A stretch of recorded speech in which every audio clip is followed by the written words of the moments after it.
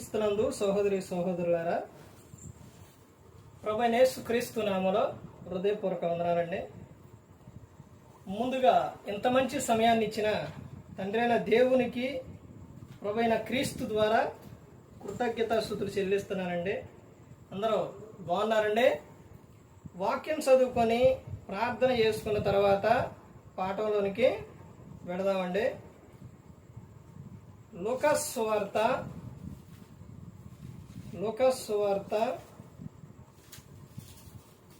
6వ అధ్యాయం 27వ వచనం నుంచి, వినుచున్న మీతో నేను చెప్పున్నదేమనగా, మీ శత్రువులను ప్రేమించుడి, మిమ్మల్ని ద్వేషించు వారికి మేలు చేయుడి. ప్రార్థన చేసుకున్నారు. పరలోకమందున్న మా తండ్రి, పరిశుద్ర ప్రేమ గల తండ్రి, గొప్ప తండ్రి, యెహోవా తండ్రి, మీ ప్రియకుమారుడు యేసుక్రీస్తు ప్రభువారి ద్వారా కృతజ్ఞతాస్తుతులు చెల్లిస్తున్నాము నాయన. కూడికంతట్లో మీరే నడిపించండి ఆయన. వాక్యం బోధించుండగా తండ్రి లోక సంబంధమైన జ్ఞానంతో కాకుండా మీ జ్ఞానంతో మాట్లాడే భాగ్యం దయచేయండి ఆయన. వాక్యం బోధించుండగా వినువారు తండ్రి మంచి రోజుని తిని వాక్యానుసారంగా నడిచే భాగ్యం దయచేయండి ఆయన. ప్రతి ఒక్క విషయంలో మీ కృపాకాబ్దలు దయచేస్తారని మా ప్రభువైన యేసుక్రీస్తు నామములో వేడుకుంటున్నాం తండ్రి, ఆమేన్. ప్రభువైన యేసుక్రీస్తు నామములో హృదయపూర్వక వందనాలండి. దేవుని కుమారుడు యేసుక్రీస్తు ప్రభువారు ఈ లోకానికి వచ్చిన తర్వాత ఏమని చెప్పారు? పరలోక రాజ్యం సమీపిస్తుంది కనుక మారు మనసు పొందమని ప్రకటింప మొదలుపెట్టారు. అంశం పాఠం పేరు రాసుకోండి. యేసుక్రీస్తు యొక్క బోధ ఏమిటి? యేసుక్రీస్తు యొక్క బోధ ఏమిటి? మనకు ఆధారం, అండ, ప్రతి ఒక్కటి కూడా ఎవరోనంటే యేసుక్రీస్తు ప్రభువారు. ఆయన చెప్పిన మాటే శాసనం.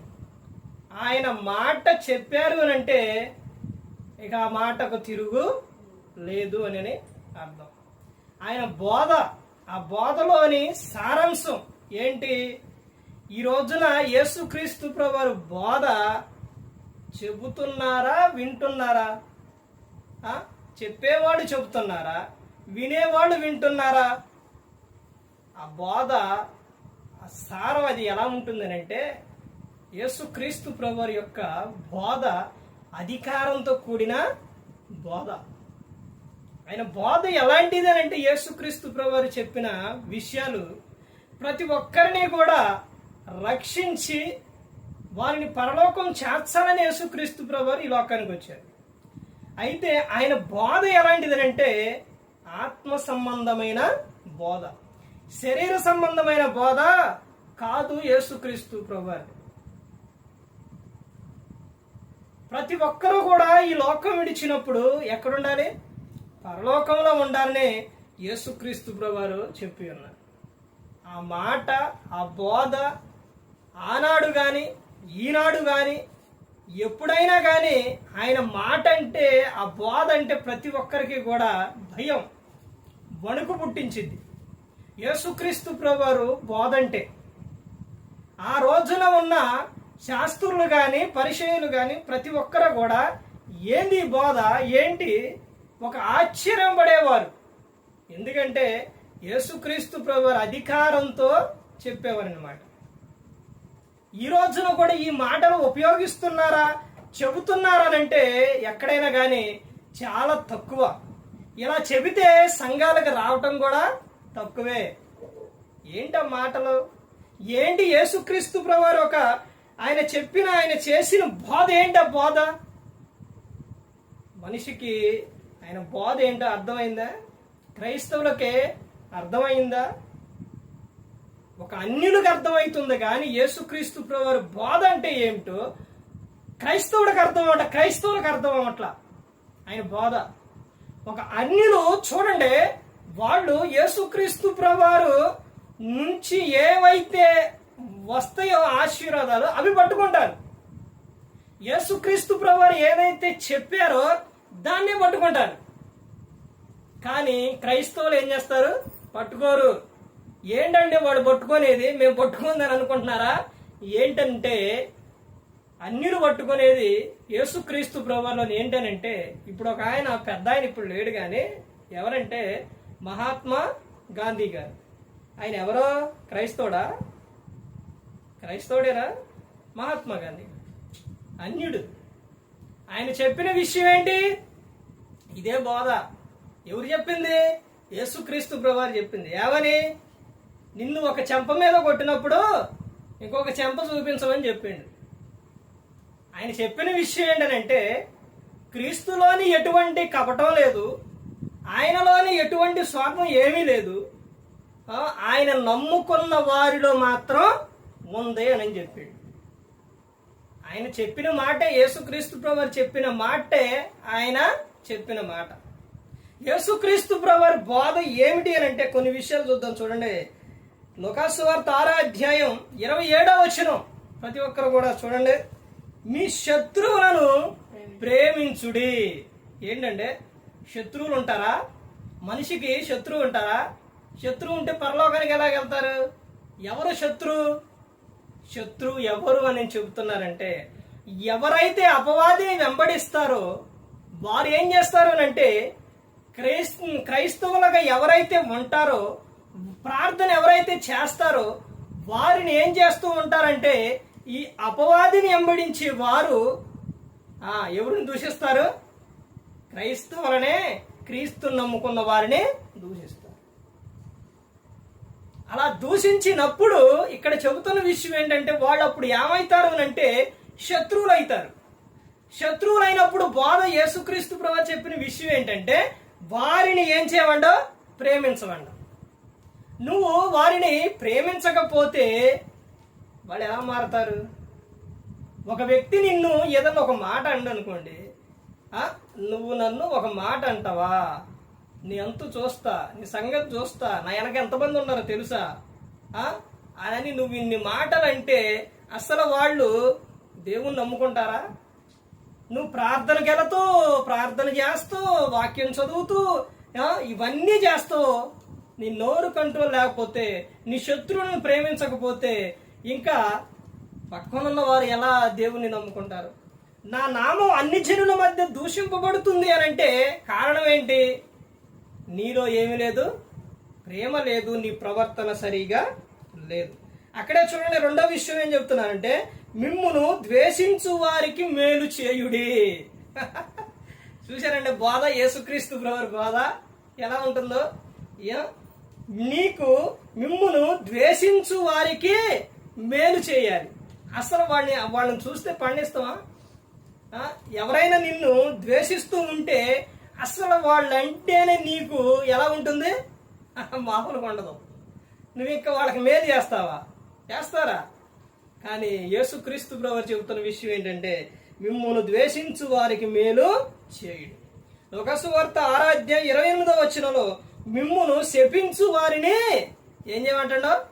దీవించుడి అని అంటాడు. దీవిస్తావా?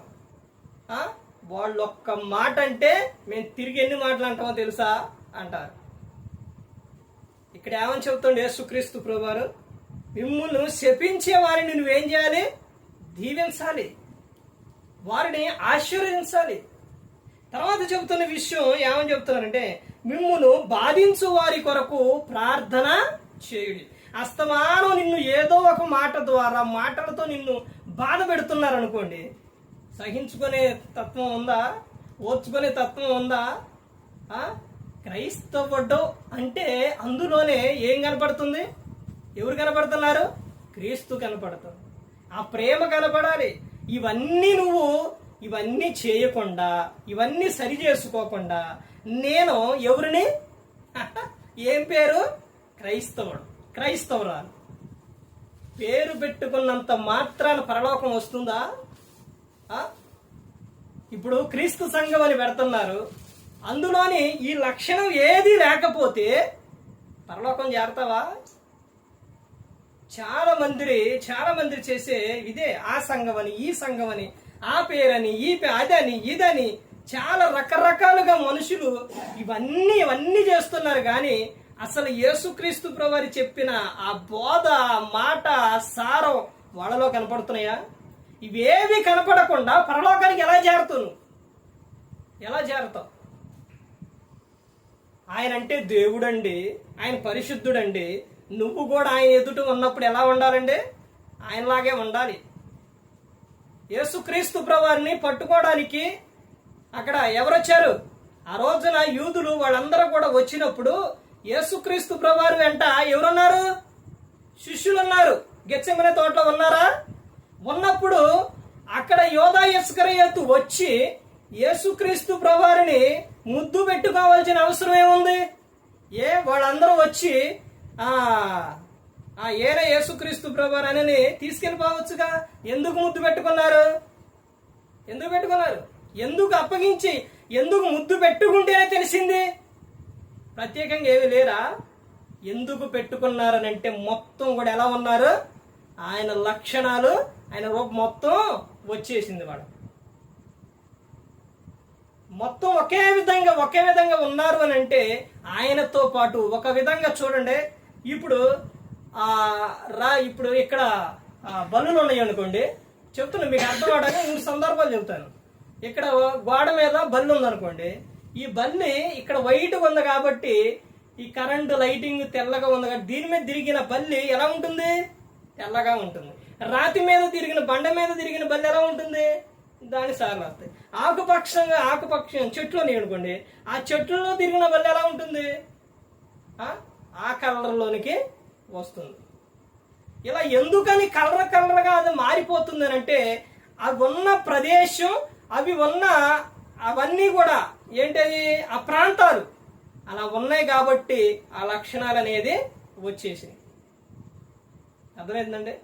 ఇప్పుడు యేసుక్రీస్తు ప్రభువారు ఏమంటే శిష్యులు వాళ్ళు ఉన్నారు కాబట్టి ఏమైపోయింది? ఆయన రూపం, వాళ్ళ లక్షణాలు అనేది వచ్చేసింది. తర్వాత ఇక్కడ చెప్తున్న విషయం ఏంటంటే, ఇంకా చూడండి, మత్తయి సువార్త 5వ అధ్యాయం 39వ వచనం. దుష్టుని ఎదిరింపక నిన్ను కుడి చెంప మీద కొట్టు వాని వైపునకు ఎడమ చెంప కూడా త్రిప్పుము. తిప్పుతారా? ఒక చెంప మీద ఒక మాట అంటేనే పడం. ఒక చెంప మీద కొడితే అసలు ఊకుంటారా? ఊకోరు. కానీ క్రీస్తు చెప్పిన బోధ ఏంటి? నిన్ను ఒక చెంప మీద కొడితే ఇంకొక చెంప చూపించమని చెబుతుంది. తర్వాత 41:5-41 ఏమని చెబుతున్నారంటే, ఒకడు 1 మైలు దూరం రమ్మని నిన్ను బలవంతం చేసిన ఎడల వానితో కూడా 2 మైళ్ళు వెళ్ళుము అని చెబుతాడు. తర్వాత 42లో చెబుతుండ కదా, నిన్ను అడుగు వారికిమ్ము, నిన్ను అప్పు అడుగుగోరు వాని నుండి నీ ముఖము త్రిప్పుకొనవద్దు అని చెబుతాడు. యేసుక్రీస్తు ప్రభువారు బోధ ఇవన్నీ కూడా, ఆయన చెబుతున్న విషయాలు ఇవన్నీ కూడా. తర్వాత మార్కు సువార్త 1:15లో మారు మనస్సు పొంది సువార్త నమ్ముడి. మారు మనస్సు పొందాలి. మారు మనస్సు పొందకుండా నువ్వు బాప్తిస్మం తీసుకున్నా నీ క్రియలు మారవు, నీ ఆలోచనలు మారవు, ఏది కూడా మారదు. ముందుకే చెబుతున్నారు పేతురు గారు ఏమనంటే, అపోస్తుల కార్యాలు 2వ అధ్యాయం 38వ వచనంలో పేతురు, మీరు మారు మనస్సు పొంది ఏం పొందమని చెబుతాడో, మారు మనస్సు పొంది పాప క్షమాపణ నిమిత్తం ప్రతివాడు యేసుక్రీస్తు నామమున బాప్తిస్మం పొందుడి, అప్పుడు మీరు పరిశుద్ధాత్మను వరం పొందుతారు. నువ్వు ఇప్పుడు మారు మనస్సు పొందకుండా, పాపాలు ఒప్పుకోకుండా, నువ్వు యేసుక్రీస్తు నామమున కాకుండా నువ్వు బాప్తిస్మం పొందినా, అర్థమైందండి? అలా పొందితే పరిశుద్ధాత్మ వరం పొందుకుంటావా? నువ్వు మారు మనసు పొందాలి, నీ పాపాలు ఒప్పుకోవాలి, యేసుక్రీస్తు నామమున బాప్తిస్మం పొందాలి, అప్పుడు పరిశుద్ధాత్మను వరం పొందుతుంది. పరిశుద్ధాత్మను వరం పొందినప్పుడు ఆయన వచ్చినప్పుడు ఏం చేస్తారో తెలుసండి? ఆయన వచ్చినప్పుడు ఏం చేస్తారో నిన్ను పరిశుద్ధపరుస్తారు. ఇప్పుడు నువ్వు ఏదన్నా ఒక వ్యర్థమైన పని కానీ ఒక క్రియ కానీ చేస్తున్నావు అనుకోండి, లోపల నుండి పరిశుద్ధాత్ముడు ఏం చేస్తారో, నాయన ఇది తప్పు, ఇలా చేయకూడదు అని చెప్తాడు. నువ్వు బూతు మాటలు మాట్లాడటానికి అలా మాట్లాడాలి అనుకున్నా గాని, వస్తున్నట్ట మనసులో అనుకున్నా గాని పరిశుద్ధాత్ముడు ఏం చేస్తారో, వద్దు మాట్లాడకూడదు, అది తప్పు అని చెబుతాడు. అదే చెబుతున్నారు ఏమని, మారు మనసు పొంది సువార్త నమ్ముడి అని చెబుతున్నారు. సువార్తను ఏం చేయాలి? నమ్మాలి. ఆయన చెప్పిన మాటలు అవన్నీ కూడా ప్రతి ఒక్కరు కూడా నమ్మాలి. ఇది యేసుక్రీస్తు ప్రభువారి యొక్క బోధ. ఇవి మనం పాటించినప్పుడు, ఆ బోధ ప్రకారంగా అనుసరించినప్పుడు మన జీవితాలు బాగుంటే ఈ లోకం విడిచిన పరలోకానికి చేరుకుంటారు. ఆయన గురించి కావాలి అంటే ఇంకా మత్తయి, మార్కు, లూకా, యోహాను సువార్తలు చదివితే యేసుక్రీస్తు ప్రభువారి గురించి ప్రతి ఒక్కటి కూడా స్పష్టంగా ఉంటుంది. ప్రతి ఒక్కరు గమనించుకోవాలి. ఏ ఒక్కరు కూడా నశించి నరకానికి వెళ్ళిపోకూడదని యేసుక్రీస్తు ప్రభువారు ఈ లోకానికి వచ్చి మనందరి కోసం సిలువలో తన ప్రాణాన్ని పెట్టి ఉన్నారు. మరి ఈ విధంగా నిలబెట్టి మాట్లాడించిన తండ్రి అయిన దేవునికి కృతజ్ఞతాస్తుతులు చెల్లిస్తూ, ఇంతవరకు శ్రద్ధగా ఉన్న మీకు ప్రభు పేట నా హృదయపూర్వక వందనాలు చెల్లిస్తూ ఈ మాటలు ముగిస్తున్న అందరికీ వందనాలండి.